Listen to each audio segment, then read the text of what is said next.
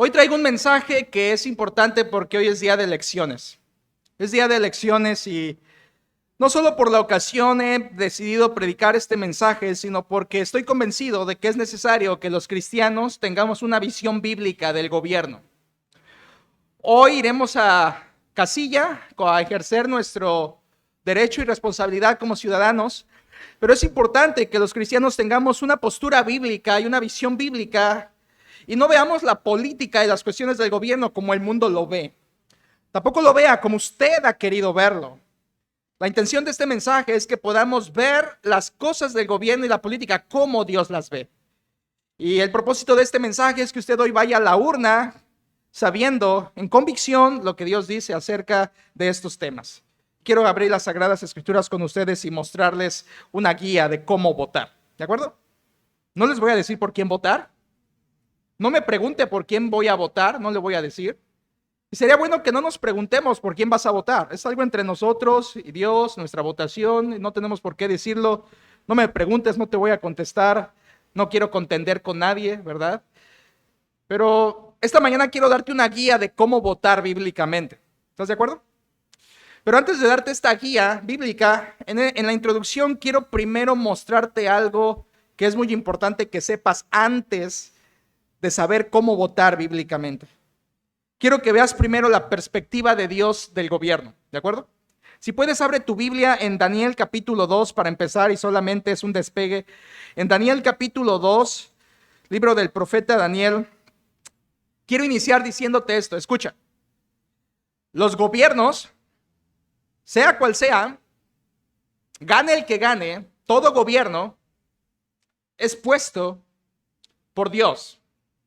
Y quiero comenzar aclarando eso, y que tú lo sepas, que lo entiendas y que lo creas. Todo gobierno es puesto por Dios. Mira por favor el profeta Daniel capítulo 2 versículo 21, la palabra de Dios dice, Él, hablando de Dios, Él muda los tiempos y las edades, quita reyes y pone reyes, da la sabiduría a los sabios y la ciencia a los entendidos. Daniel dice, y recuerdas tiempo de Nabucodonosor, Daniel dice, Dios es el que pone y quita gobiernos. Él es el que los pone, Él es el que los quita. En otras palabras, Él es el soberano de los reyes. Y además dice Daniel, Él le da la sabiduría a ellos para gobernar. Le da la sabiduría a los sabios para gobernar. La escritura es clara que los gobiernos son puestos por Dios. Daniel lo dice aquí. Si tú avanzas al capítulo 4 de Daniel, durante el sueño de Nabucodonosor, en el capítulo 4, versículo 17, Daniel afirma exactamente lo mismo. 4:17 dice, la sentencia es por decreto de los vigilantes y por dicho de los santos la resolución. ¿Recuerdas el sueño? Para que conozcan los vivientes, aquí está el mensaje, que el Altísimo gobierna el reino de los hombres. Escucha. Y que a quien Él quiere, lo da.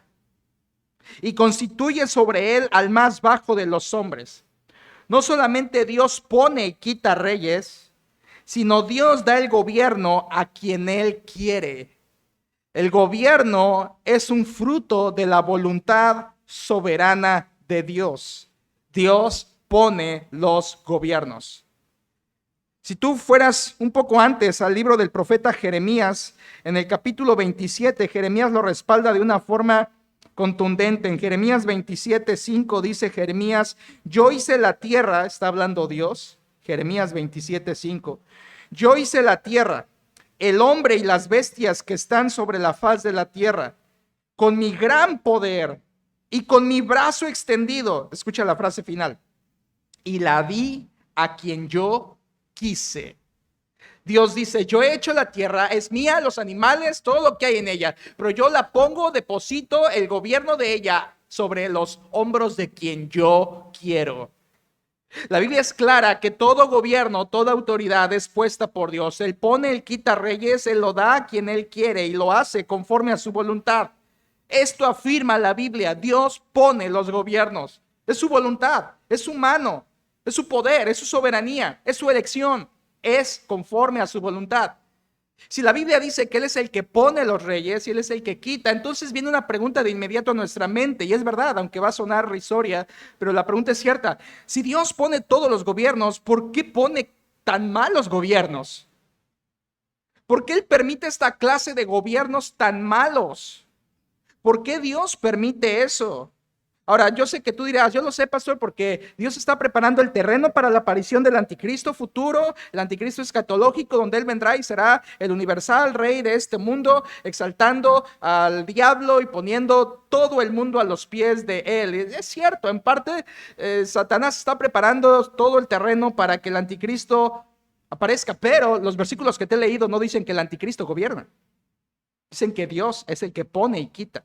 Él pone a quien Él quiere, Él lo da a quien Él quiere. ¿Por qué Dios permite gobiernos tan malos? ¿Por qué Dios permite gobiernos deshonestos? ¿Por qué Dios lo permite? Quiero que Isaías nos responda. Ve por favor al profeta Isaías, capítulo 3. Y este capítulo 3 de Isaías nos va a responder por qué esta clase de gobiernos. Isaías 3, versículo 1 dice: porque he aquí que el Señor Jehová de los ejércitos quita de Jerusalén y de Judá al sustentador y al fuerte, todo sustento de pan y todo socorro de agua. ¿Recuerdas el tiempo de Isaías? La ciudad se había corrompido, pecado tras pecado, desde la coronilla hasta la planta de los pies eran una podrida llaga, el pueblo se había corrompido, Jerusalén estaba dado a la idolatría, y escucha lo que le dice a ellos. Un anuncio de juicio. Vuelvo a iniciar el versículo 1. Porque aquí que el Señor Jehová de los ejércitos quita de Jerusalén y de Judá al sustentador y al fuerte, todo sustento de pan y todo socorro de agua. Está anunciando juicio. Versículo 2. El valiente y el hombre de guerra, el juez y el profeta, el adivino y el anciano, quitando todo líder bueno. Versículo 3, el capitán de 50 y el hombre de respeto, el consejero, el artífice excelente y el hábil orador, quitando a todos los buenos. Es la idea. Versículo 4, y les pondré jóvenes por príncipes, esto es gobernantes, y muchachos serán sus señores. Y el pueblo se hará violencia unos a otros, cada cual contra su vecino. El joven se levantará contra el anciano y el villano contra el noble. Cuando alguno tomare de la mano a su hermano de la familia de su padre y le dijere: tú tienes vestido, tú serás nuestro príncipe, y toma en tus manos esta ruina, él jurará aquel día diciendo: no tomaré ese cuidado, porque en mi casa ni hay pan ni qué vestir. No me hagáis príncipe del pueblo, pues arruinada está Jerusalén y Judá ha caído, porque la lengua de ellos y sus obras ha sido contra Jehová para irritar los ojos de su majestad. La apariencia de sus rostros testifica contra ellos. Aquí está la razón del juicio. Porque como Sodoma publican su pecado, no lo disimulan. Ay del alma de ellos, porque amontonaron para sí mal. Escucha, Isaías solamente está diciendo de parte de Dios. Dios dice: quitaré todo lo bueno. Orador, todo anciano, todo artífice, toda persona que podría ayudar al pueblo, la quito. Y dice Dios en el versículo 4, y les pondré jóvenes por príncipes. ¿Sabes qué significa eso? En Israel, un joven era el más descalificado para gobernar por su juventud. La idea que Dios está diciendo aquí es: te voy a juzgar, Jerusalén, y tu juicio va a ser: te quitaré todo gobierno bueno y te pondré gobiernos malos, incapaces, incompetentes. Dios pone gobiernos malos como un juicio a la nación por su pecado. Dios permite gobernantes malos por causa del pecado de esa nación. Tú dirás, entonces, ¿Dios permite que sean gobiernos malos? Sí. ¿Y lo hace como un juicio? Sí. ¿Por causa de la nación? Sí. Y de hecho no solamente pone a los malos, dice en los primeros textos: quita a los buenos. Quita todo gobierno bueno que podría ayudar a la nación, y en su lugar pone líderes descalificados como juicio a la nación desobediente por su pecado, porque como Sodoma publican su pecado. Iglesia, Dios pone gobiernos malos como una forma de juzgar a la nación por su pecado. Déjame ilustrártelo porque sé que puede ser un poquito complicado para ti. ¿Recuerdas a Saúl y David en el Antiguo Testamento? El pueblo quería poner rey como las otras naciones, ¿te acuerdas? Y eligen ellos a Saúl. Y Dios le dice a Samuel: pónselos pónselos, es su deseo, pónselos, pero diles que les va a ir mal. ¿Te acuerdas? Voy a tomar de sus hijas, van a empobrecerlos. ¿Recuerdas que en los tiempos de Saúl fue muy malo? No tenían herrero para afilar sus espadas, no había espadas, solo la de él. Entonces, un gobierno muy malo. La idea es, Samuel, ponles a Saúl como juicio por dejarme a mí, su Dios, y querer gobierno como las otras naciones. El reinado de Saúl fue realmente un reinado malo, puesto por Dios para juzgar a Israel. En cambio, piensa en David. La Biblia dice que David fue otra cosa. El gobierno de David fue para bendecir. En 1 de Samuel 13:14 dice: Jehová se ha buscado un varón conforme a su corazón, al cual Jehová ha designado para que sea príncipe sobre su pueblo. Dios puso a Saúl como juicio, pero Dios puso a David como bendición. Dios pone los gobiernos, y a veces pone gobiernos buenos para bendecir, y muchas otras veces pone gobiernos malos para juzgar. En el Salmo 89 hay un precioso comentario acerca del gobierno de David que fue puesto por Dios para bendecir al pueblo. En el Salmo 89, versículo 20 en adelante, dice la Biblia: hallé a David mi siervo, lo ungí con mi santa unción, mi mano estará siempre con él, mi brazo también lo fortalecerá. No lo sorprenderá el enemigo, ni hijo de iniquidad lo quebrantará, sino que quebrantaré delante de él a sus enemigos. ¿Lo ves? Triunfo, bendición. Y heriré a los que le aborrecen. Mi verdad y mi misericordia estarán con él, y en mi nombre será exaltado su poder. Asimismo pondré su mano sobre el mar y sobre los ríos su diestra. Él me clamará: mi Padre eres tú, mi Dios y la roca de mi salvación. El reino de David sería para bendición, para victoria, y lo fue.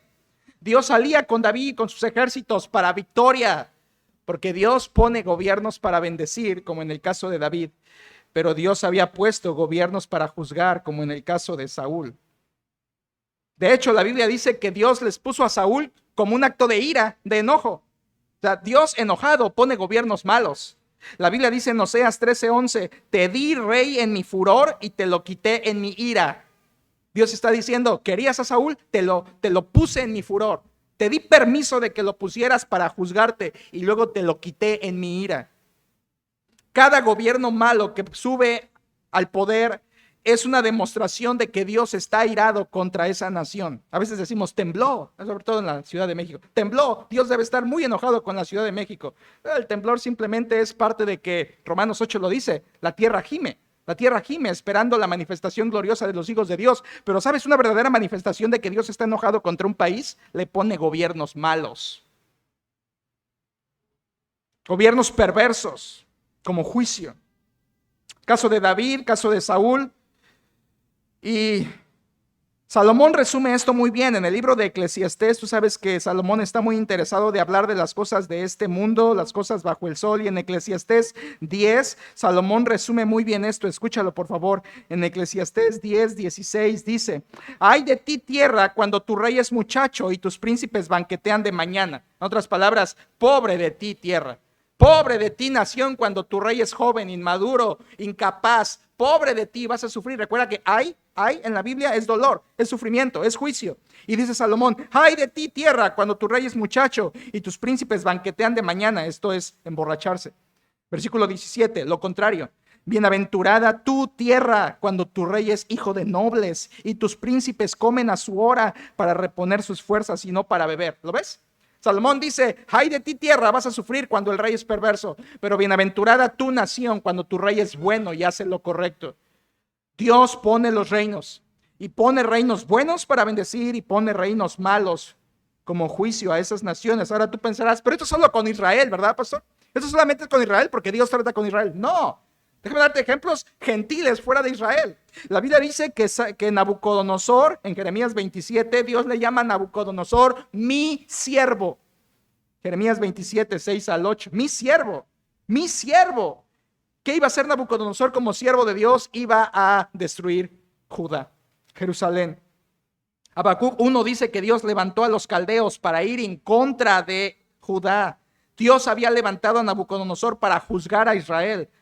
Dios puso al rey Nabucodonosor para juicio, y él era un gentil. Tiempo antes, el rey de Asiria, Salmanasar, según Isaías 10, lo había puesto para juzgar a Samaria, al reino del norte, y le llama a su instrumento, le llama a un siervo suyo, reyes paganos que Dios levantó y puso precisamente para traer juicio a la nación de Israel.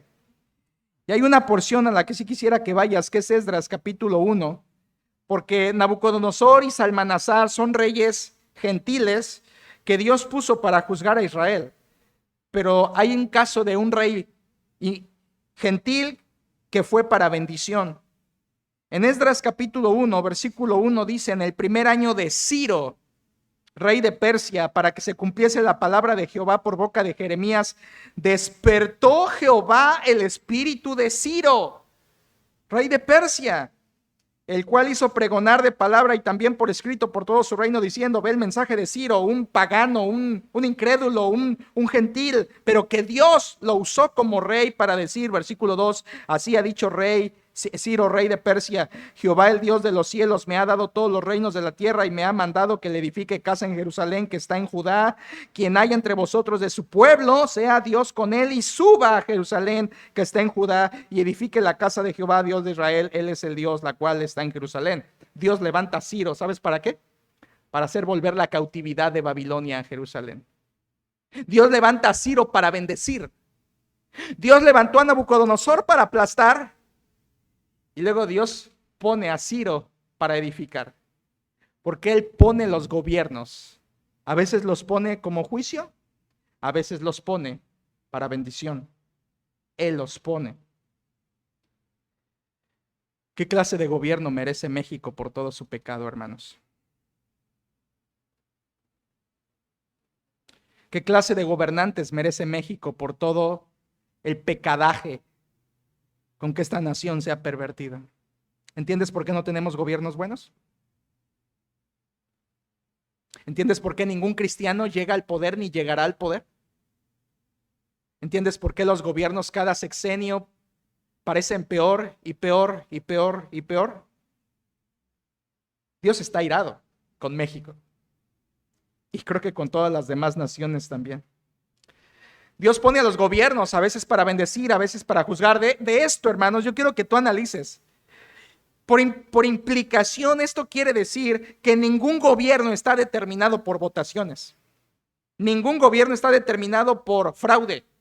Ningún gobierno está ganado por elecciones compradas. Ninguno. Todos son puestos por Dios. Y aunque se caiga el sistema o se levante el sistema o haya error en conteo, pase lo que pase, sobre el alto vigila otro más alto, ¿cierto? Y ese es nuestro Dios. Él pone y quita reyes. Él da el gobierno a quien Él quiere. Él reparte el gobierno como Él quiso. Y lo hace poniendo jóvenes inmaduros, hablando metafóricamente, gente inapropiada para el puesto a causa del pecado de la nación. Así que no te preocupes. No te preocupes. En el poder va a estar quien Dios quiere que esté. Entonces viene un pensamiento a nuestra mente, porque si Dios pone los gobiernos a veces para juzgar, a veces para bendecir, y no tiene que ver con nuestro voto, no tiene que ver con los fraudes, no tiene que ver con las elecciones en general, entonces si Dios pone gobiernos y quita gobiernos, entonces tenemos que votar. ¿Para qué votar, no? Si Dios ya decide todo. ¿Para qué votar si Dios ya eligió? ¿Para qué votar si Dios tiene en su mano el gobierno? Él pone, Él quita. Bueno, vengo a decirte que sí, tenemos que votar. Y voy a ocupar los minutos que me quedan, si me lo permites, para demostrarte no solo que sí, sino cómo debemos votar.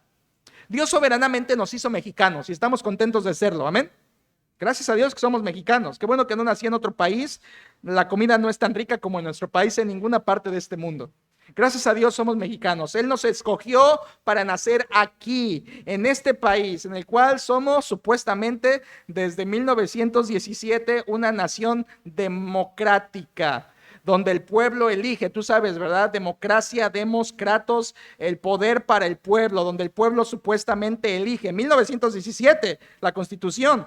Sin embargo, unos 35 años después, de esto, las mujeres comenzaron a votar. Así que esto de que país muy democrático, entre comillas, porque ha tardado décadas el hecho de que México realmente opine verdaderamente para poder elegir a sus gobernantes. No fue si hasta 1953 que la mujer tuvo oportunidad de votar y ser contada como un ciudadano que elige. Pero hay democracia, hermanos. Es la forma de gobierno de nuestro país. Ahora, una vez más, si tú preguntas, pastor, ¿y democracia es la mejor forma de gobierno? No, por supuesto que no. Entonces, ¿cuál es? ¿Un monarca? No. ¿Un parlamento? No. La mejor forma de gobierno que existe y existirá es la teocracia. Dios gobernando. Dios gobernando. ¿Cómo lo sé? Porque eso fue antes y eso será en el futuro. En la eternidad, Dios es rey. Israel probó lo que es ser una teocracia y fracasó con su rey, Dios. Ahora, no es democracia la mejor forma de gobierno, incluso en la iglesia. Creo que la democracia no es la mejor forma de gobierno en una iglesia, pero Dios y Cristo como cabeza de la iglesia y su palabra como norma de fe es la autoridad. Él es la autoridad y el verdadero poder y autoridad en la iglesia. Pero somos una democracia y Dios así lo quiso. Y Dios así lo permitió. Y tenemos que votar, hermanos, porque Él en su soberanía quiso ponernos aquí. Él quiso traernos a nacer en este país. Y porque al final de cuentas, el país depende mucho de lo que los gobiernos hagan. Síguenme en este pensamiento.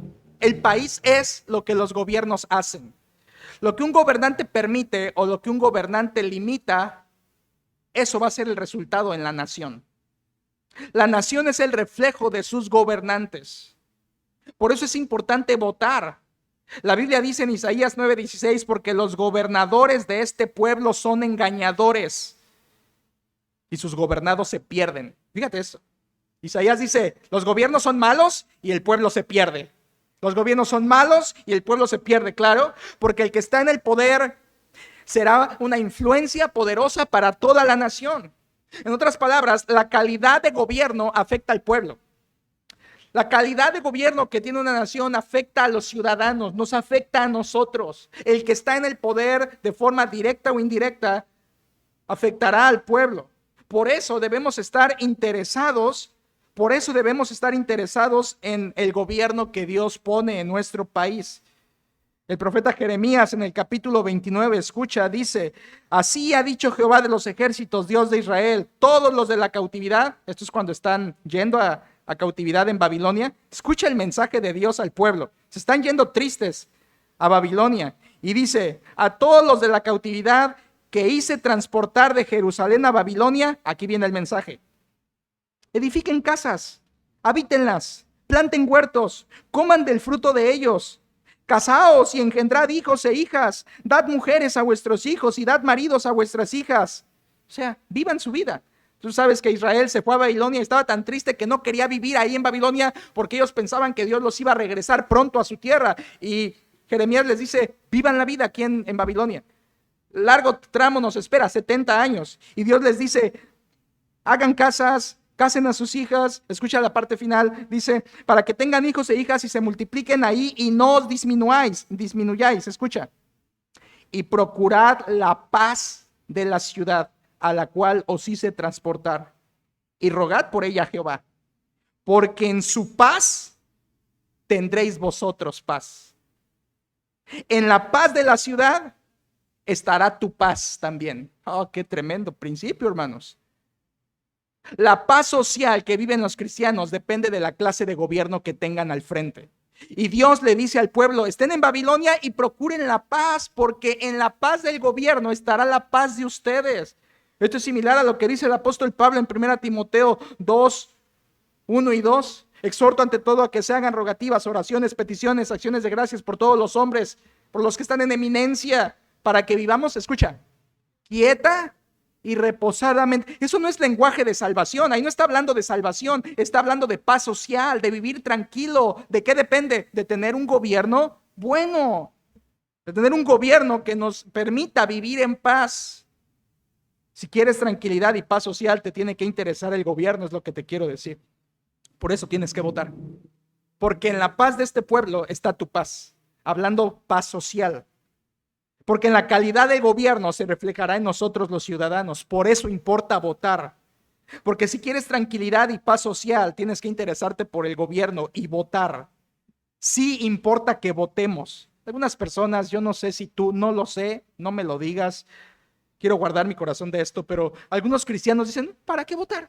Eso de votar es del mundo, yo soy cristiano, ¿sabes que tienes que votar? Otros dicen, no, yo ni credencial tengo, ni la he sacado, ni la he actualizado, no importa, no importa. Bueno, si tú no tienes tu credencial activa, al rato tampoco vas a traer para manejar la licencia. Ten cuidado.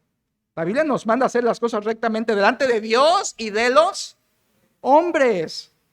Así que si tú eres una persona que está desinteresada en el gobierno y dice, no, eso no importa, o sea, ¿qué más da mi voto? Es que no lo haces por el voto, sino por lo que te voy a mostrar a continuación. Pero hay personas tan desinteresadas en lo político, siendo creyentes, si supieran que Dios ha dicho, en la paz de esta ciudad está tu paz. Sí importa que votemos y sí importa por quién votemos. Por lo tanto, te quiero dar una forma bíblica de votar. ¿Estás listo? Ya te dije que Dios pone los gobiernos, buenos para bendecir, malos para juzgar. Y aunque Él los pone, Él quiere que votemos. Pero, ¿cómo? ¿Cómo votar?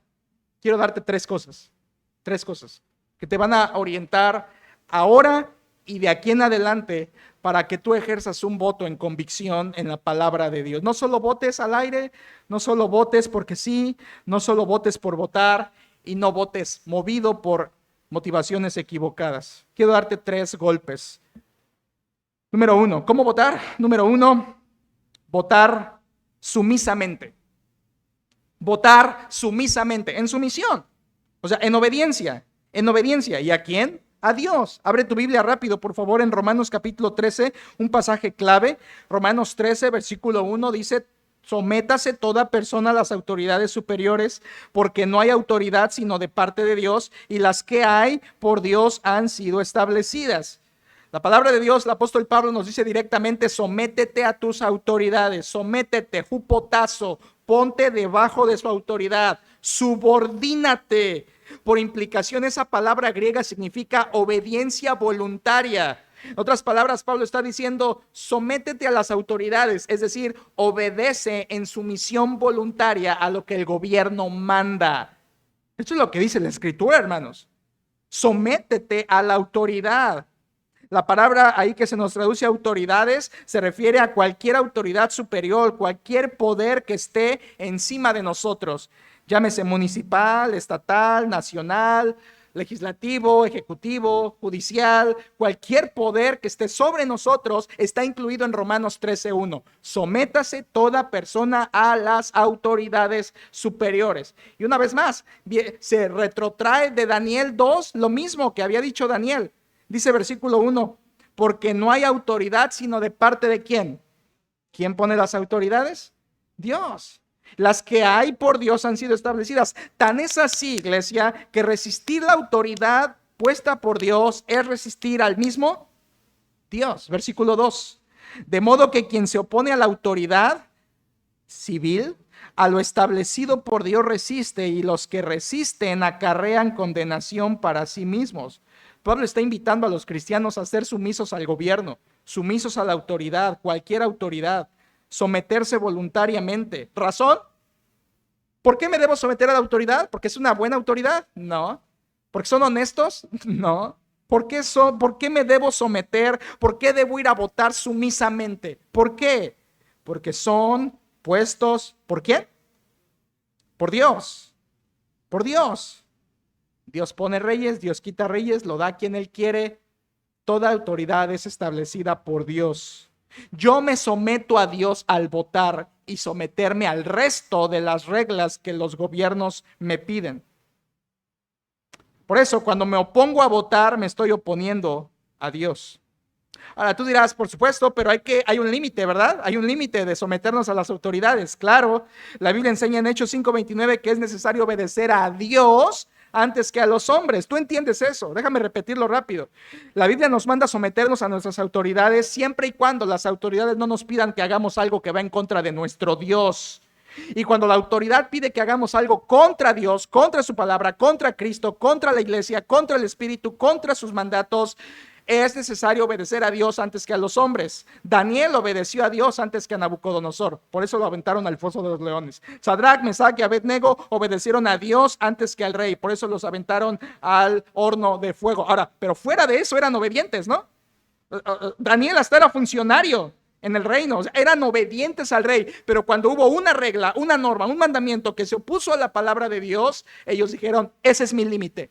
Obedezco al gobierno siempre y cuando no choque con los mandamientos de mi Dios. Jeremías, ¿recuerdas? Jeremías obedeció a Dios antes que a los hombres. El rey perverso del tiempo de Jeremías quemó el rollo, lo echó al fuego de la palabra que Dios le había dado a Jeremías y le dice, no prediques más. Y va Jeremías a su casa y se vuelve a meter, se vuelve a sentar y Dios le dice, vuelve a escribir el libro.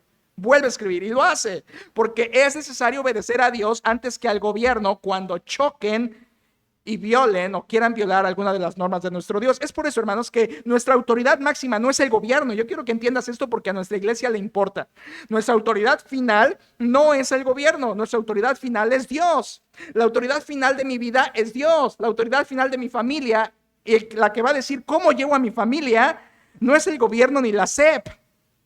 El que dice y va a controlar cómo llevo a mi familia es Dios. Y el que dice cómo se va a llevar la iglesia no es el gobierno, es Dios.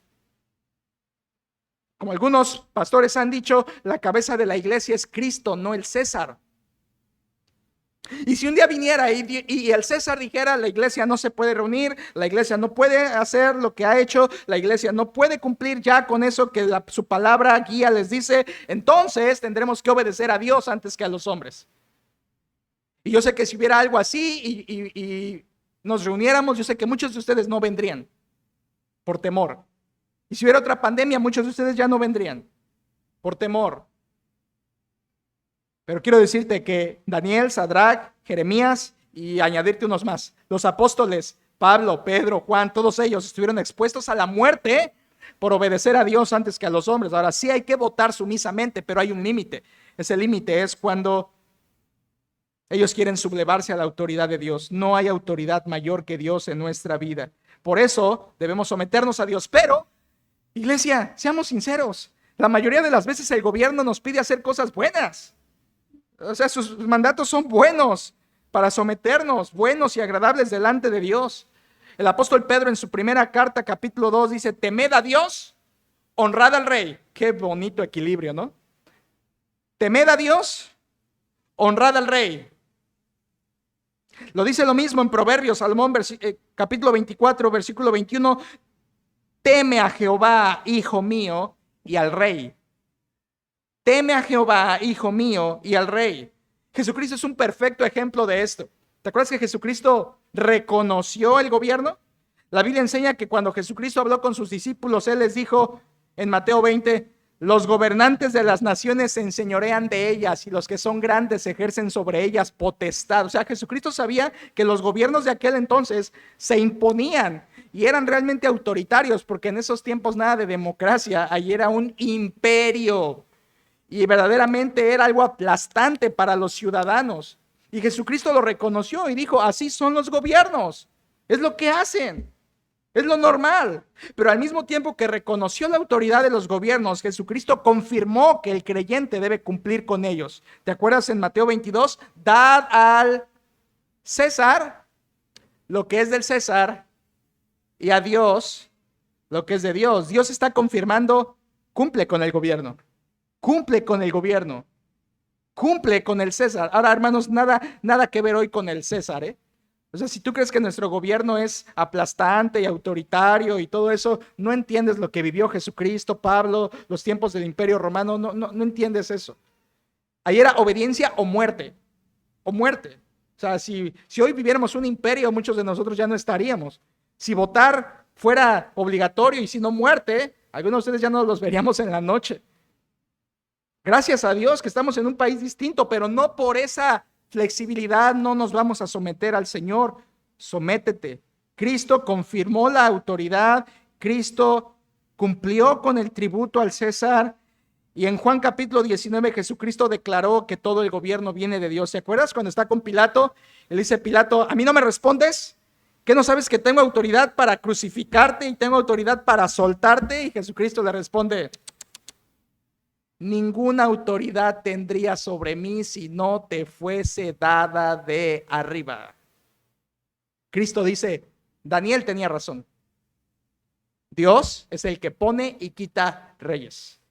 Jesucristo confirmó y declaró que no hay autoridad sino de parte de Dios. Por eso debemos votar en sumisión, iglesia. Sométete a las autoridades, sométete a ellas, no te rebeles a ellas. Sométete a Cristo, a su palabra, a lo que nos ha dicho, a las autoridades que ha puesto sobre nosotros. Escucha una vez más, los creyentes no nos oponemos al gobierno. Los creyentes no nos peleamos contra el gobierno. Los creyentes no nos manifestamos contra el gobierno, que el pastor vamos a hacer un meeting allá en el Palacio Municipal, a una manifestación pro vida. No vamos a hacer eso, hermanos. No vamos a hacer eso. Los creyentes no hacemos eso, no ofendemos al gobierno, no nos manifestamos públicamente, pero tampoco somos indiferentes al gobierno.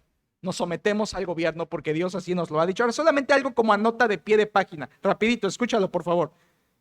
Someterse no es ser activista, Algunos dirán, sí, pastor, yo me pongo la camisa del color tal y ando en el partido y ya estoy ahí bien metido, involucrado, militante. No, hermano, no, cuidado.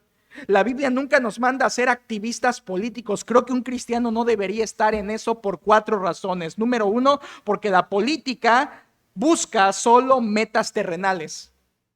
Y un cristiano no está para eso. Pablo dice, Colosenses 3, poner la mira en las cosas de arriba, no en las de la tierra. ¿Sabes por qué no participo en nada político? Porque la política procura solo bien terrenal, pero a mí me manda la Biblia a poner mi mira en algo espiritual, celestial y eterno. No, yo no quiero militar en ningún partido, yo no quiero ser activista en ningún partido. Segunda razón, porque la forma, si tú dices que quiero estar en el partido para ayudar gente, escúchame, hoy la mejor forma de ayudar a la gente no es por política, es con el evangelio. Si tú quieres ayudar al mundo, dale el evangelio. Ellos necesitan el evangelio más que buenos programas sociales de ayuda, de becas, de apoyos y de despensas. El pueblo no necesita eso, iglesia. El pueblo necesita de Cristo. Por lo tanto, si alguien quisiera ser un verdadero filántropo y ayudar a la nación, no tienes que estar en la política, tienes que ser un predicador de los que tienes alrededor, porque ellos son los que necesitan el mensaje de Cristo. No estoy en la política porque la política busca fines terrenales. No estoy en la política porque la forma de ayudar es el evangelio. No estoy en la política, tercera razón. Hermanos, no hay fruto en eso. No hay recompensa, no hay corona. Nadie en el cielo va a ganar corona por andar en la política. Nadie. Yo quiero coronas en el cielo, es lo que la Biblia nos promete. Debo buscar las cosas que prometen corona, galardón, premio celestial. Y en cuarto lugar, yo no busco ser activista político y nunca lo buscaré porque, escucha, Jesús mismo nunca se interesó en ser un activista político.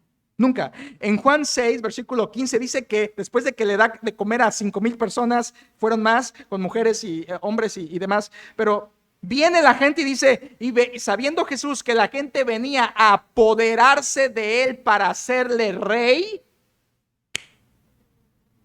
se fue de ellos.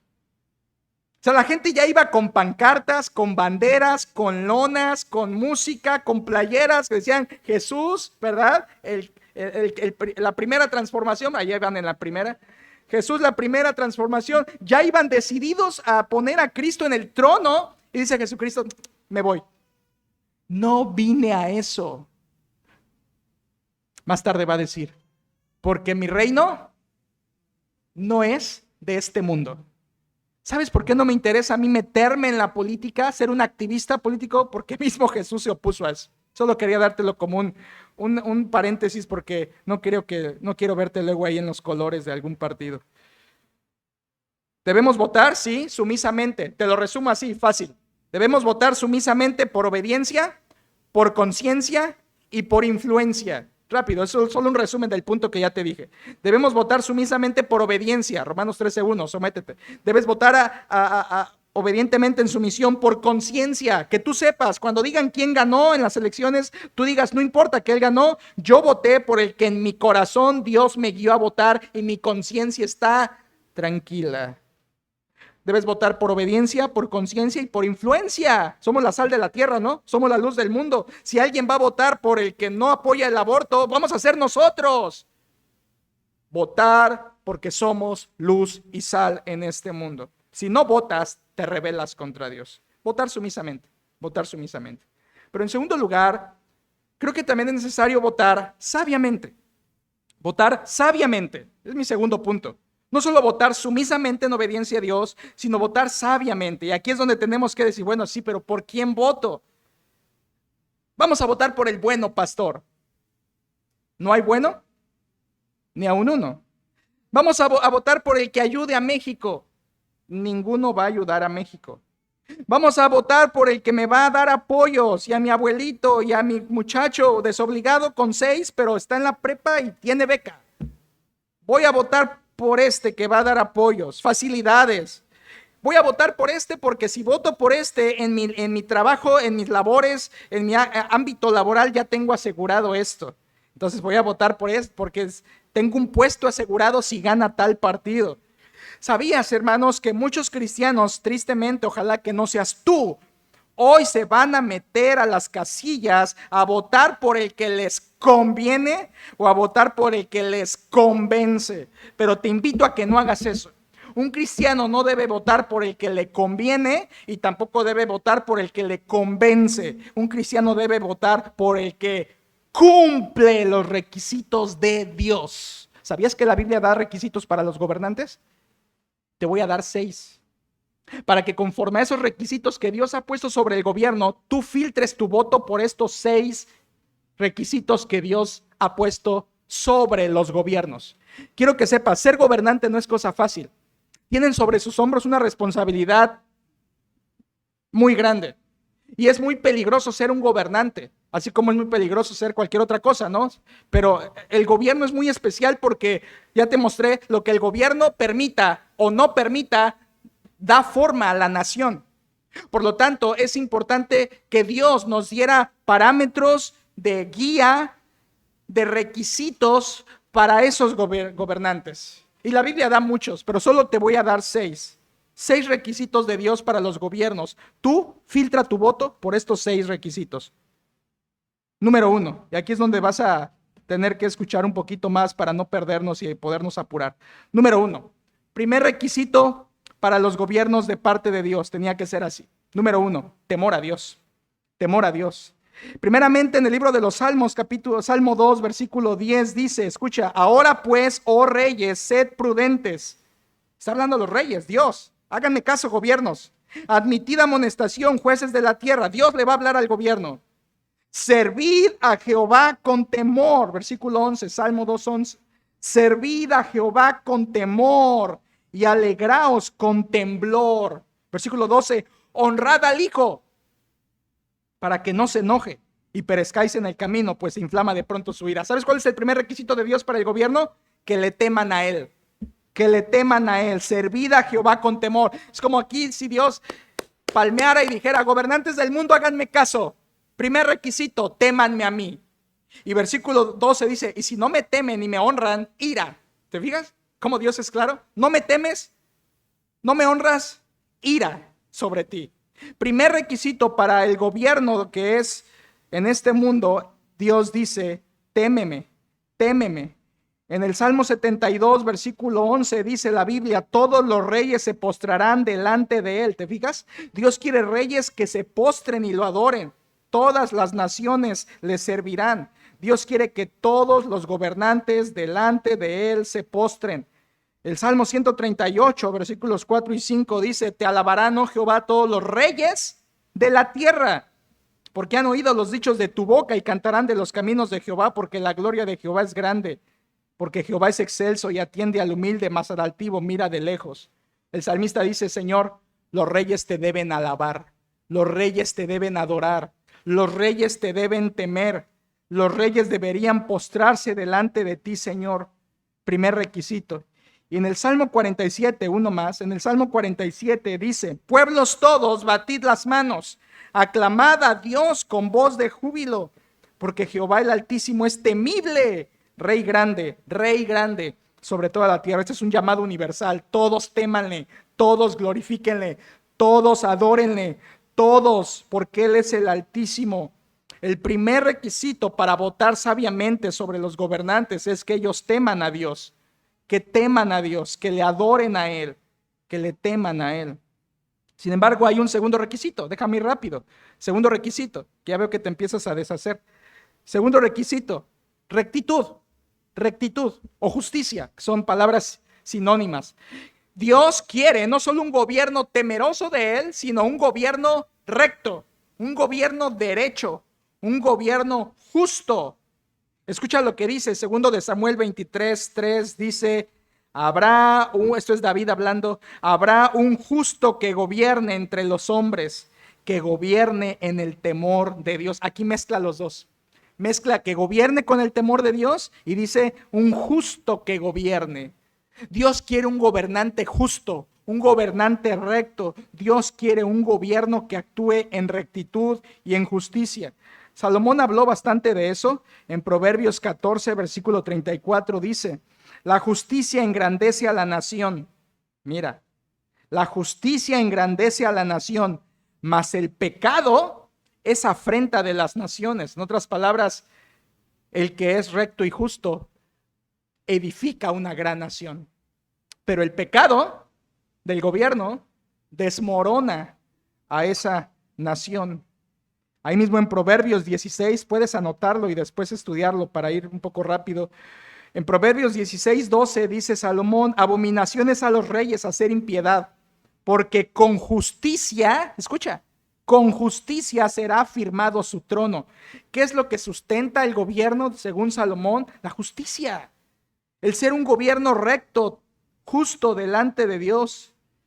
Hay tantos textos de esto, hermanos. En Proverbios 20, versículo 28 dice, misericordia y verdad guardan al rey. Simple.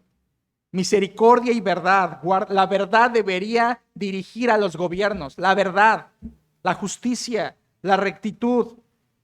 En Proverbios 25, versículo 5 dice la Biblia, aparta al impío de la presencia del rey y su trono se afirmará en justicia. ¿Cómo quisiera que leyeran eso en los gabinetes, no? Escúchalo. Aparta al impío de la presencia del rey y su trono se afirmará en justicia. Que quitaran a todos los perversos de los gabinetes y se quedaría vacío, ¿no? Bueno, la idea aquí es, deja que el rey no sea corrompido por falsas influencias de alrededor, porque la rectitud y la justicia del rey es lo que va a engrandecer su nación y al gobierno. Adelantito en Proverbios 29, versículo 2, dice la Biblia, cuando los justos dominan, el pueblo se alegra, mas cuando domina el impío, el pueblo gime. Nota eso, hermano. Cuando el justo domina, el pueblo da alegría, un justo en el gobierno, pero cuando el impío sube al trono, Salomón dice, el pueblo gime. El texto hebreo dice realmente esto, cuando el impío gobierna, el pueblo... como ese sentir de otro igual, otro peor. Es lo que muchos de nosotros vamos a sentir estos días. Dolor, vamos de mal en peor. Es lo que dice aquí. Cuando el impío gobierna, el pueblo gime. El pueblo gime de dolor, de tristeza. Pero cuando hay rectitud, justicia, el pueblo es bendecido. El pueblo es bendecido. Si puedes llegar rápido a Isaías 32, en Isaías 32 nos dice acerca de esta rectitud de forma profética. En Isaías 32, versículos 1 y 2 dice, he aquí que para justicia reinará un rey y príncipes presidirán en juicio. Y será aquel varón como escondedero contra el viento. Ve esto, hermanos, ve estas imágenes. Versículo 2, hablando del gobierno justo. Y será aquel varón que gobierne como escondedero contra el viento, protector, como refugio contra el turbión, como arroyos de aguas en tierra de seca, o sea, provisor, como sombra de gran peñasco en tierra calurosa. Tú dices, pastor, un gobierno que me proteja, que me guarde, que me provea, eso no lo veo en el mundo, pero ese es el que Dios quiere. Déjame darte algo. ¿Sabes de quién está hablando Isaías 32? Alégrate, ¿sabes de quién está hablando? De Jesucristo. Él sí era eso. Él sí será refugio contra el turbión, sombra contra el sol y protección y provisión para su pueblo. Isaías dice, ese es un reino justo, un reino justo. Bastantes citas, hermanos, en el Salmo 82, solo para terminar este punto. En el Salmo 82 dice la Biblia, Dios está en la reunión de los dioses, en medio de los dioses juzga. ¿Hasta cuándo juzgaréis injustamente? Vean, lo que Dios quiere es reyes, reinos, gobiernos justos. ¿Hasta cuándo? Y aceptaréis las personas de los impíos, defended al débil y al huérfano. Esto es justicia, ¿no? Haced justicia al afligido y al menesteroso, librad al afligido y al necesitado, libradlo de mano de los impíos. Yo sé que lo que hoy vemos en el gobierno es impunidad, cohecho, pero aquí Dios dice, el gobierno que yo quiero es el que ayuda a los necesitados, el que defiende al débil, el que hace justicia. Este es el gobierno que Dios te filtra para votar, hermano. Número 1, que tenga temor de Dios. Número 2, recto. Número 3, fácil, sabio. Un gobierno sabio. Tenemos que ir a Proverbios 8. Tú entiendes Proverbios 8 porque está la personificación de la sabiduría. En Proverbios 8, versículo 12 dice, yo, recuerda, es un antropomorfismo. La sabiduría nos habla, que es Dios mismo. Proverbios 8:12 dice, yo la sabiduría habito con la cordura y hallo la ciencia de los consejos. El temor de Jehová es aborrecer el mal, la soberbia y la arrogancia el mal camino, y la boca perversa aborrezco. Conmigo está el consejo y el buen juicio, yo soy la inteligencia, mío es el poder. Ve el 15. Por mí reinan los reyes. ¿Quién está hablando? La sabiduría.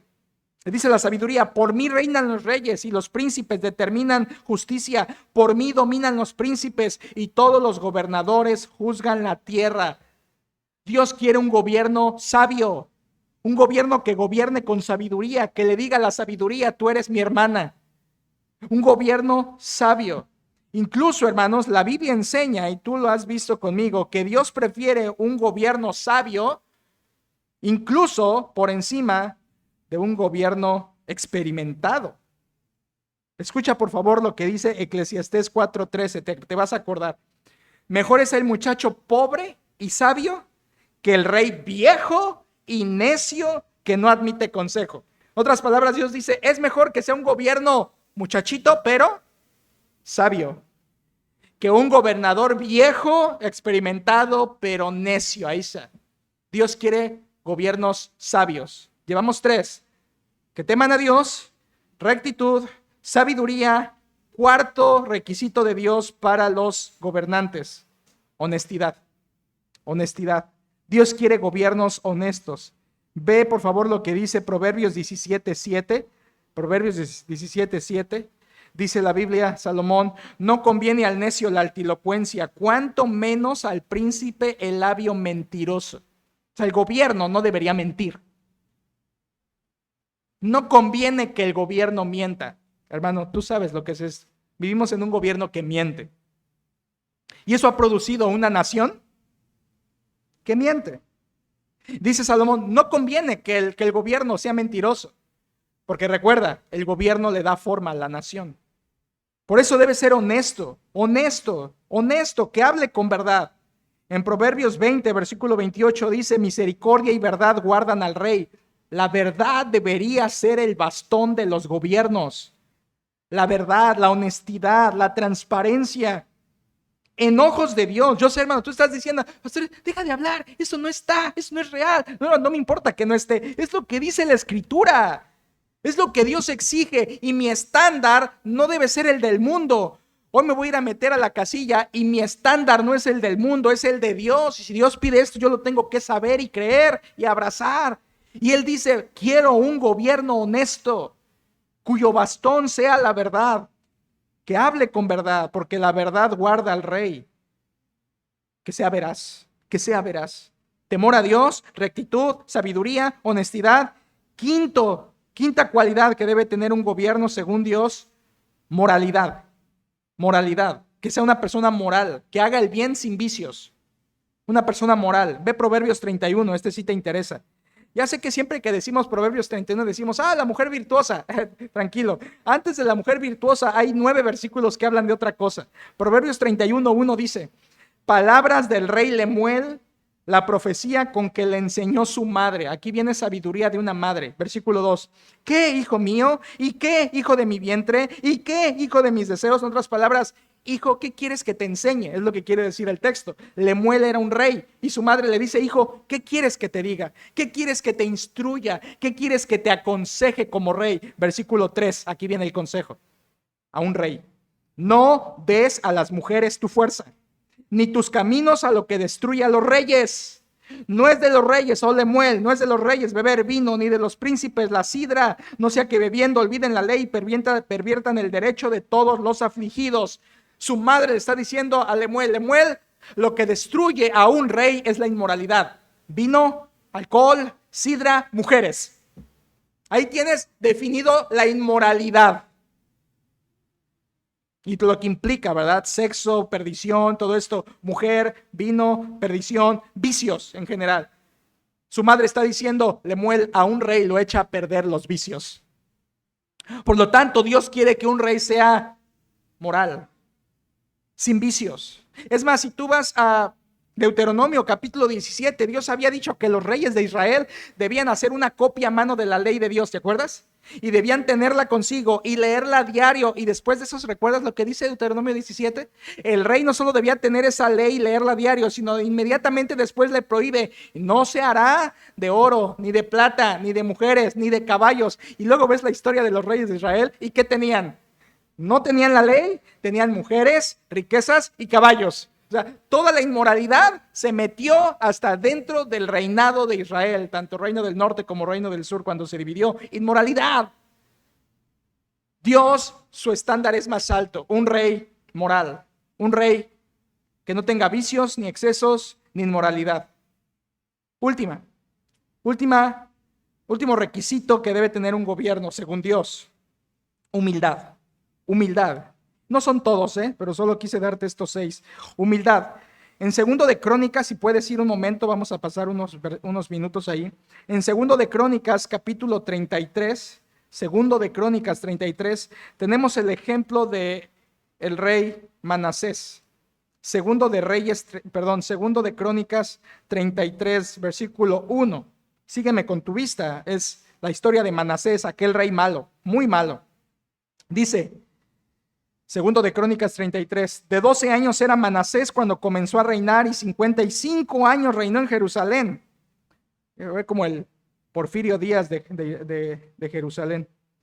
Pero hizo lo malo ante los ojos de Jehová, conforme a las abominaciones de las naciones que Jehová había echado delante de los hijos de Israel. Hizo lo malo, inmoral.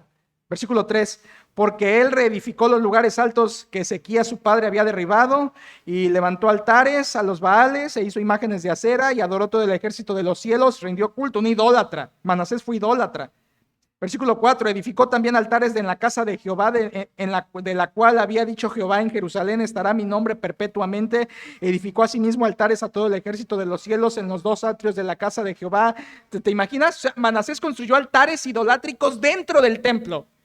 Versículo 6 fue el extremo. Versículo 6, y pasó a sus hijos por fuego en el valle del hijo de Hinnom. Tú sabes que era esto, ¿verdad? Un culto idolátrico, un culto de quemar a sus hijos, bebés, en el fuego candente, en aquella imagen de idolatría en el valle de Hinnom. Y observaba los tiempos, miraba agüeros, era dado a adivinaciones, consultaba a divinos, encantadores, se excedió en hacer lo malo ante los ojos de Jehová hasta encender su ira. Aquí tienes al rey perverso Manasés. ¿Qué pasó con él? Escucha lo que pasó con él. Versículo 7. Además de esto, puso una imagen fundida que hizo en la casa de Dios, de la cual había dicho Dios a David y a Salomón, su hijo, en esta casa en Jerusalén, la cual yo elegí sobre todas las tribus de Israel, pondré mi nombre para siempre, y nunca más quitaré el pie de Israel de la tierra. Avanzo hasta el versículo 9. Manasés pues hizo extraviarse a Judá y a los moradores de Jerusalén para hacer más mal que las naciones que Jehová destruyó delante de los hijos de Israel.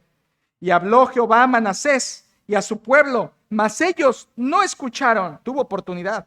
Versículo 11, por lo cual Jehová trajo contra ellos a los generales del ejército del rey de los asirios, juicio, a los cuales aprisionaron con grillos a Manasés y atado con cadenas lo llevaron a Babilonia. Ahí tienes tu juicio, Manasés. Pero ahí no se acabó, hermanos. Versículo 12, mas luego que fue puesto en angustia, Manasés, oró a Jehová su Dios. ¿Qué dice después? Humillado grandemente en la presencia del Dios de sus padres. Se humilló. Después de todo el juicio, se humilló. ¿Y qué pasa? ¿Dios lo aplastó más? Versículo 13. Y habiendo orado a él, fue atendido. Pues Dios oyó su oración y lo restauró a Jerusalén, a su reino. Entonces reconoció Manasés que Jehová era Dios. ¿Lo tienes? ¿Lo captaste? Un Dios que merecía, un rey que merecía pleno juicio de Dios, lo recibe, se humilla y Dios lo restituye al trono. Dios quiere gobiernos humillados, que se humillan delante de él. Reyes humildes, gobiernos humildes. ¿Quieres una forma de comparar esto? Baja al versículo 21, por favor. Versículo 21. Su hijo de Manasés, de 22 años era Amón cuando comenzó a reinar, y 2 años reinó en Jerusalén, e hizo lo malo ante los ojos de Jehová, como había hecho Manasés su padre, porque ofreció sacrificios y sirvió a todos los ídolos que su padre Manasés había hecho. Versículo 23. Pero nunca, ¿qué? Entonces, ¿qué vio Dios? Sí, se había humillado. Manasés se humilló, su hijo no se humilló. Versículo 23. Pero nunca se humilló delante de Jehová como se humilló Manasés su padre, antes bien aumentó el pecado. Y a él sí, le tocó juicio completo. ¿Te fijas? Dios quiere gobernantes humildes, que se humillen. ¿Sabes cuál es el líder más prominente del Antiguo Testamento? No es Elías, no es Abraham. El líder, el gobernante, el príncipe más prominente de todo el Antiguo Testamento se llama Moisés. Y dice la Biblia en Números 12:3, y aquel varón Moisés era muy manso, la idea es humilde, más que todos los hombres en la tierra. Dios quiere gobernantes mansos. Aquí tienes el paquete completo. ¿Cuáles son los requisitos de Dios para los gobiernos? Temor a Dios, rectitud, sabiduría, honestidad, moralidad y humildad. Y antes de que te pregunte por quién vas a votar, según esto, quiero añadirte algo más que te puede interesar mucho. Ya no está dentro de esto, es solamente algo extra que te voy a decir. Ojalá que lo puedas entender para que yo no tenga que ser tan explícito. Dios nunca llamó a una mujer para gobernar. Jamás. En toda la Biblia nunca ves el caso de una mujer que Dios haya llamado en voluntad soberana para gobernar. No porque la mujer no pueda o no sepa, sino porque la mujer no tiene esa encomienda de Dios. Simplemente es por cuestión de encomienda. Dios le encomendó el gobierno al varón. 3 oficios principales en el Antiguo Testamento: rey, profeta y sacerdote. Nunca ves a una reina puesta por Dios, nunca ves a una sacerdota levita puesta por Dios, nunca ves a una profeta puesta por Dios. Vamos al Nuevo Testamento, nunca ves a una apóstola llamada por Jesucristo. No. ¿Por qué? Porque Dios encomendó la labor de liderazgo y gobierno al hombre. Es algo que tiene que ver con su decisión, no tiene que ver con capacidad, no tiene que ver con autoritarismo, tampoco tiene que ver con superioridad. Simplemente tiene que ver con que Dios le delegó el gobierno al hombre, no a la mujer. Es por eso que tú nunca ves en el Antiguo Testamento que Dios haya delegado gobierno a una dama, ni en el Nuevo Testamento que se implique eso, y mucho menos en la iglesia, porque no permito a la mujer enseñar ni ejercer dominio sobre el varón, sino estar en silencio. Y luego Pablo, gracias Pablo, das la razón. Porque Adán fue formado primero, después Eva. El orden de la creación, las mujeres estudiaron eso. El orden de la creación, Dios creó primero al hombre y un tiempo después, del mismo sexto día, creó a la mujer. ¿Tiene que ver eso? Sí, Dios dice, lo creé primero al hombre porque él es el delegado gobernante que yo le he puesto sobre sus hombros la responsabilidad. Jamás en la Biblia encontrarás que Dios quiere que una mujer gobierne. Jamás. Y aquí te va la otra parte. Y cuando hubo una mujer al frente, porque la hubo, y cuando hubo una mujer al frente, era porque Dios quería juzgar y humillar a su pueblo. Por ejemplo, Débora. Pues, pastor, ¿y qué de Débora? Espera. ¿Débora en qué tiempo vivió? jueces. Tiempo de los jueces, avivamiento, ¿verdad? ¿Avivamiento? Hermanos, el peor momento de Israel es en los jueces. Barak era un cobarde. Barak era un cobarde y Dios tuvo que permitir que Débora funcionara como juez de Israel. No gobernaba, pero era una juez que ayudaba al pueblo a dirigirlos a Dios. Esa era la labor de un juez, ¿no? Dirigirlos a Dios. Y cuando tuvo que venir la necesidad de dirigir al pueblo, ya no a Dios, sino a una batalla, le dijo Dios, tú no, Débora, ve por Barak. Porque el verdadero era Barak, pero por cobardía, estamos hablando de los tiempos más negros de Israel, hermanos. Más oscuros, más tenebrosos, los peores tiempos de Israel. Por eso una mujer fue juez, no gobernante, no fue a la guerra, era Barak, pero por cobardía no fue al principio, terminó yendo al final para avergonzar. ¿Sabes por qué estaba Débora como juez? Para avergonzar al pueblo. Es como si Dios dijera, no hay ni un hombre capaz con las túnicas suficientes para pararse delante del pueblo de Israel. No, no había. Era algo humillante. Algo humillante. Por eso Dios permitió que Débora y que más tarde realmente Barak es el que llevara al pueblo a la victoria. Por medio de otra mujer. Todo era avergonzar al hombre, porque habían estado lejos de Dios. Hay dos reinas más en el Antiguo Testamento, ¿verdad? Una se llamó Jezabel, perversa mujer, y otra se llamó Atalía. La Biblia le llama mujer impía en 2 de Crónicas 24:7. Ahí tienes dos reinas, Atalía y Jezabel. Buenas reinas, ¿verdad, hermano? De lo peor, perversas. Estaban ahí porque los hombres le habían delegado autoridad. Atalía realmente robó el reino. Y cuando ves esos episodios de la historia de Israel es porque eran tiempos oscuros, tiempos de apartamiento de Dios, tiempos de pecado, tiempos de injusticia. Y esas mujeres robaron la posición de autoridad y gobierno. Quiero que veas algo más en esto. Ve a Isaías 3, por favor. Ve conmigo un momento, Isaías 3. No siempre hay elecciones, hermanos. Téngame paciencia, esto es importante de aquí y en adelante. Isaías capítulo 3, volvamos donde empezamos, en Isaías 3. ¿Recuerdas que ahí vimos que Dios quita buenos reyes, y pone malos reyes para juzgar al pueblo? Eso lo vimos en los primeros versículos.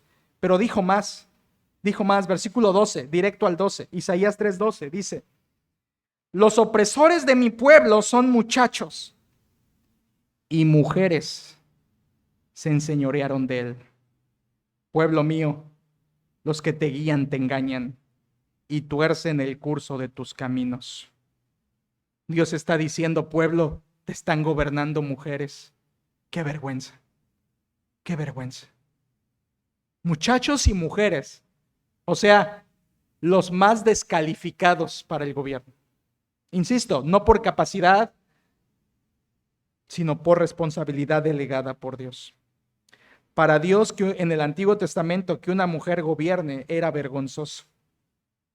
Y eso pasó en Israel en los tiempos más negros.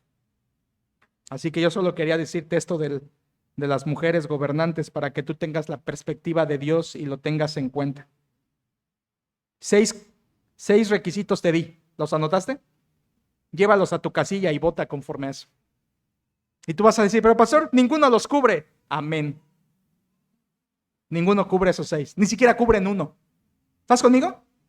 Ninguno. Entonces, ¿qué debemos hacer, pastor? ¿Anulo mi voto? No. Vota por quien en tu corazón creas que tiene algo rescatable de estos 6 requisitos. Vota por quien en tu corazón creas que tiene algo o mostró algo rescatable que coincide con algo de estos 6 requisitos puestos por Dios. Por ese vota y en tu corazón estarás tranquilo y tu conciencia lo estará porque votaste movido por eso. Ese es nuestro filtro para votar. Es la forma de votar sabiamente.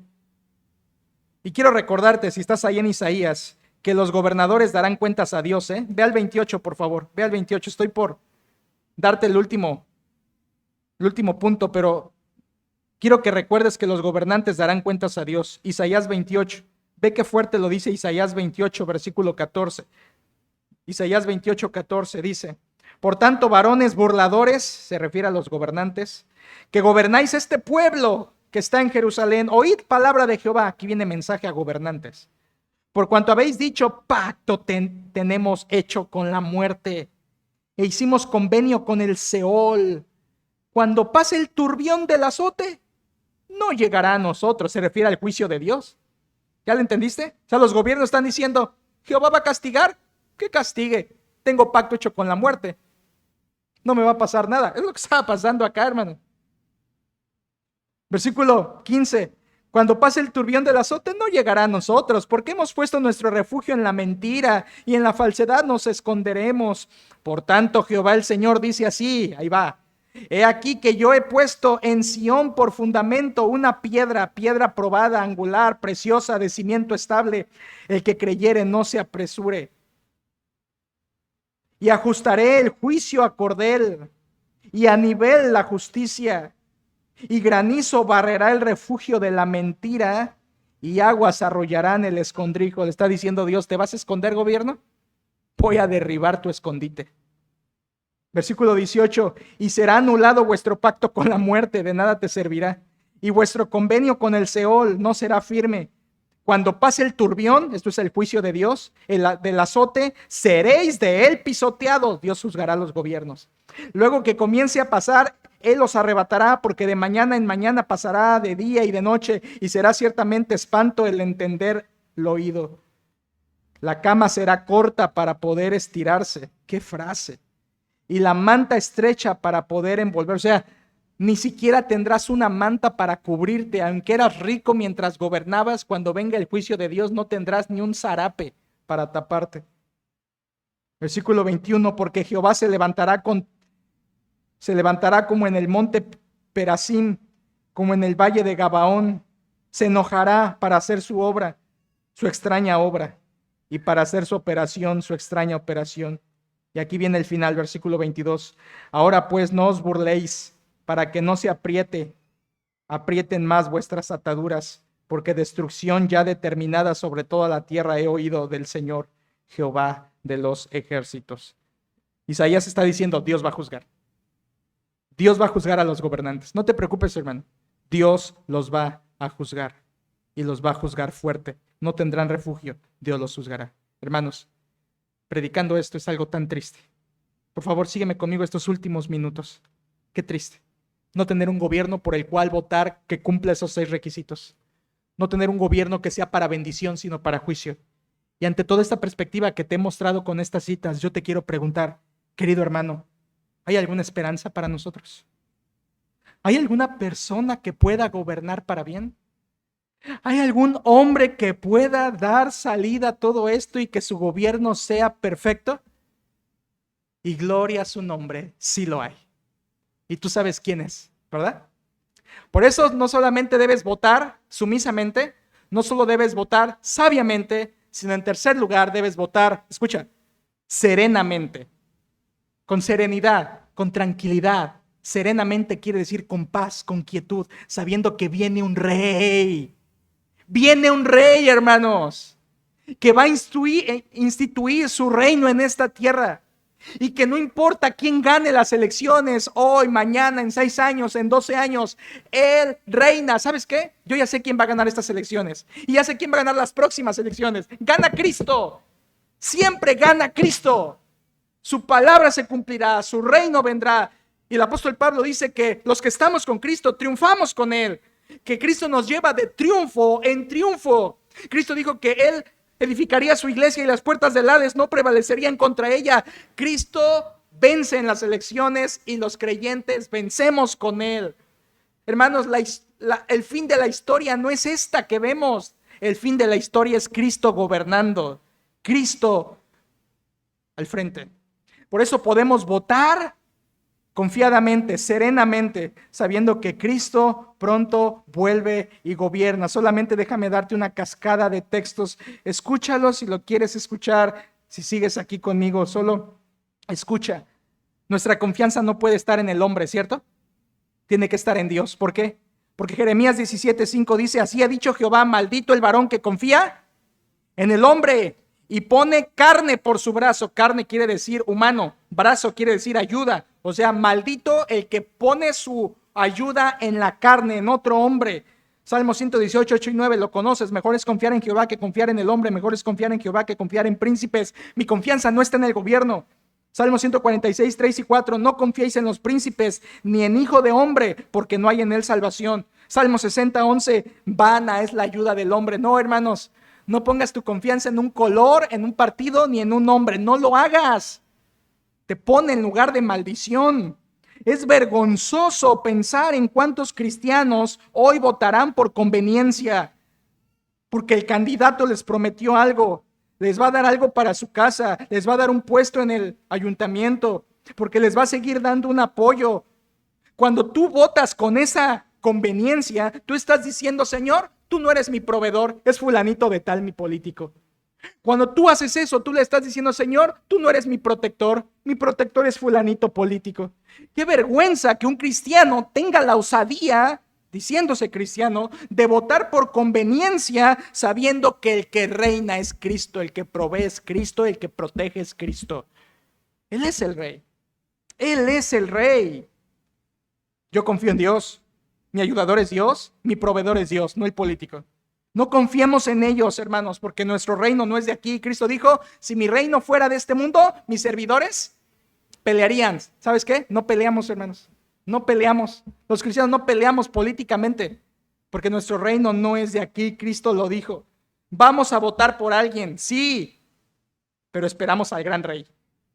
Hoy votaremos por alguien, pero estamos esperando al gran rey. Escucha esta cascada ahora sí en Daniel 2, versículo 44. Una vez más el sueño dice, y en los días de estos reyes el Dios del cielo levantará un reino que no será jamás destruido, ni será reino dejado a otro pueblo. Desmenuzará y consumirá a todos estos reinos, pero él permanecerá para siempre. De la manera que viste que el monte fue cortada una piedra, no con mano, la cual desmenuzó el hierro, el bronce, el resto. Y tú sabes que ese reino que inicia ahí, según Daniel, es el reino de nuestro Señor Jesucristo.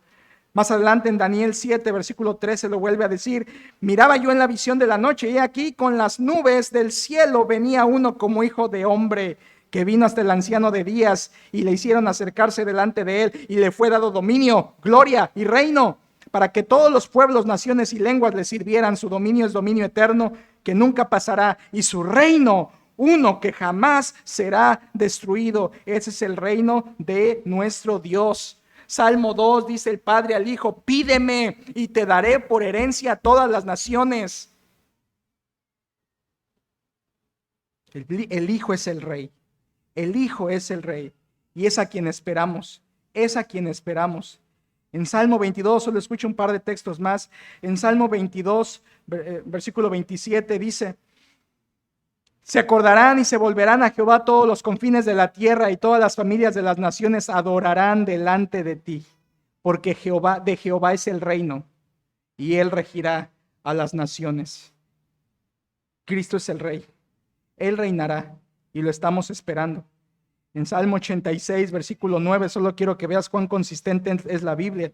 Dice, todas las naciones que hiciste vendrán y adorarán delante de ti, Señor, y glorificarán tu nombre. Todas las naciones vendrán, todas las naciones te adorarán a Cristo el Rey. Salmo 102, versículo 15, dice, entonces las naciones temerán el nombre de Jehová y todos los reyes de la tierra tu gloria. Y creo que el pasaje más glorioso que puedo leer en esto, cuando esperamos la venida de Cristo, que reine sobre nosotros, y que sería maravilloso que viniera este día, amén, es Apocalipsis 19. Tú conoces esta porción. Al final de la revelación dice Apocalipsis 19, entonces vi el cielo abierto y aquí un caballo blanco, y el que lo montaba se llamaba Fiel y Verdadero, y con justicia juzga y pelea. Sus ojos eran como llama de fuego, y había en su cabeza muchas diademas, y tenía un nombre escrito que ninguno conocía sino él mismo. Estaba vestido de una ropa teñida en sangre, y su nombre es el Verbo de Dios. ¿Sabes quién es? ¿Sabes quién es, hermano? Y los ejércitos celestiales, vestidos de lino finísimo, blanco y limpio, le seguían en caballos blancos. De su boca sale una espada aguda para herir con ella las naciones, y él las regirá con vara de hierro, y pisa el lagar del vino y del furor de la ira del Dios Todopoderoso. En su vestidura y en su muslo tiene escrito este nombre: Rey de Reyes y Señor de Señores. Por eso, si me preguntas quién es el mejor gobernante, es Cristo. Es Cristo. En Él confiamos, a Él esperamos, Él ya tiene la victoria ganada porque Él es ya el Rey. Y mientras Él siga poniendo y permitiendo gobiernos malos en esta tierra, yo lo sigo esperando a Él, a su gloria, a su venida, porque en Él confió nuestro corazón y fuimos ayudados. Este mundo no ha conocido ni conocerá un buen gobierno hasta que venga Cristo. Hasta que Él venga se conocerá un verdadero gobernante que cumplirá los 6 requisitos. Cristo gobernará con vara de hierro, Apocalipsis 2. Cristo gobernará con cetro de justicia, Salmo 45. Cristo gobernará rigiendo a las naciones, Salmo 22. Y Cristo gobernará apacentando a su pueblo, Mateo 2. Hasta ese día tendremos un rey perfecto, un rey competente, un rey soberano sobre todas las naciones. Hermano, vota serenamente, confiando en que Cristo vuelve, en que Cristo gobierna. Y en que nada de lo que haga el gobierno puede impedir que el reino de Dios avance. Algunos cristianos dicen, pero ¿qué tal si viene un gobierno que ya no nos va a dejar andar en la fe y no nos va a permitir esto o aquello? Hermano, escucha, nada de lo que el gobierno haga puede impedir el avance del reino de Dios, porque el reino de Dios está destinado a la victoria. Está destinado a la victoria, porque su rey ya la ganó por nosotros. Él sí hace promesas buenas. ¿Por qué no te pones en pie abriendo tu Biblia en el libro de Isaías, capítulo 33? Por favor, en pie con Isaías 33. Te he presentado que puedes votar y debes votar y debo votar. Sumisamente debes votar, sabiamente debes votar, serenamente confiando en el Rey que viene. ¡Anímate! Nuestra ciudadanía está en los cielos, de donde también esperamos al Salvador, al Señor Jesucristo. Pero quiero terminar con lo que en la Biblia le llamo la mejor promesa de campaña. Esto que vamos a leer en Isaías 33 es una promesa de campaña, pero es una promesa de campaña celestial, no política. Isaías 33, versículo 22, léelo conmigo, dice: porque Jehová es nuestro juez, Jehová es nuestro legislador, Jehová es nuestro rey. Él mismo nos salvará. Él mismo nos salvará. Él es el Rey, el único que cumple sus promesas, el único que reina, el único que salva. Esa es la promesa de campaña celestial. Él nos gobierna, Él nos salva, Él. Hermano, sí, ora por los gobernantes. Vota guiado por Dios, pero espera a Cristo. Espera a Cristo. Y hoy, vota en Cristo. Votemos en Cristo. Padre, gracias por tu palabra y la dirección de ella. Ayúdanos a poder ser fieles, ayúdanos a poder ser obedientes. Permite que hoy y siempre que como ciudadanos hagamos nuestra labor, confiemos en ti, que eres quien pone y quita reyes, eres quien lo da a quien tú quieres. Y aunque actualmente, Señor, estás juzgando a las naciones de cierta forma, por medio de los gobiernos malos, sabemos que nuestra labor como creyentes es votar conforme a tu palabra. Señor, yo sé que aquí hay algunos de nosotros que sí tenemos alguna influencia por algún partido, por algún candidato, por algún compromiso que nos hicimos. A lo mejor ya dimos nuestra copia de credencial o estamos comprometidos por nuestro trabajo en donde estamos. O de verdad hemos puesto nuestra visión en los apoyos y en el bienestar y en todas las cosas que se prometen, Señor, que no son malas, pero eso no es lo que buscamos, Señor, ni por lo que va a definir nuestro voto. Queremos votar guiado por tu palabra y por estos 6 requisitos. Señor, ayúdanos hoy a votar en sumisión a ti, sumisamente, a votar con sabiduría, sabiamente, y a votar con serenidad, serenamente, sabiendo que Cristo vuelve y Él es el Rey. Permítenos hacerlo este día así y a confiar en ti para tu gloria. En el nombre de tu Hijo. Amén.